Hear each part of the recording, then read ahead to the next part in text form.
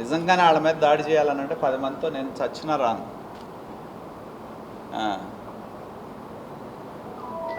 ఒక గంటలో 500 మందిని పోగు చేస్తా నిజంగానే దాడి చేయాలంటే.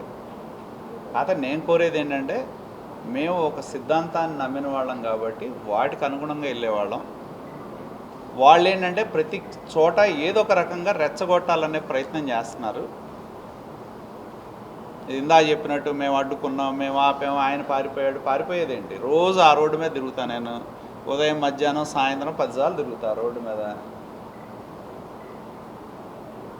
నేను అంతకుముందు కూడా చెప్పా, ఒకవేళ నిజంగానే మేము ఆపాలి అంబటి మురళీనంటే అది పెద్ద పనే కానే కాదు అది.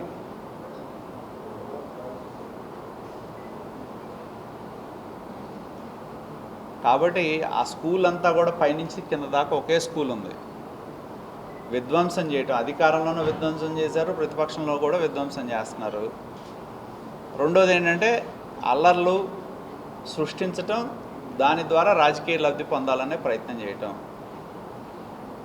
అసలు ఇవాళ ఆఫీస్ దగ్గర ఏబిఎన్ దగ్గర ధర్నా చేశారు. అసలు ఏం మాట్లాడారని ఎవరన్నా లీడర్ని అడిగితే ఎవడు చెప్పేవాడే లేడు.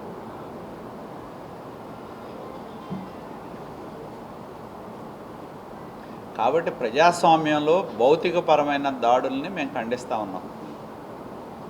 అందుట్లో మీడియా మీద దాడులు గతంలో మనం చూసాం. ఎంతోమంది మీద ఇక్కడ ఉన్న చాలామంది ఛానల్స్ కావచ్చు, యాజమాన్యం కావచ్చు, విలేకరులు కావచ్చు, చాలామంది మీద రాజద్రోహం నేరాలు పెట్టారు. ఏదో అమరావతి దగ్గర ఏదో ఒక స్కూల్లో మన ఈటీవీ వాళ్ళ విలేకరుల మీద రాజద్రోహం కేసు పెట్టారు. అప్పుడు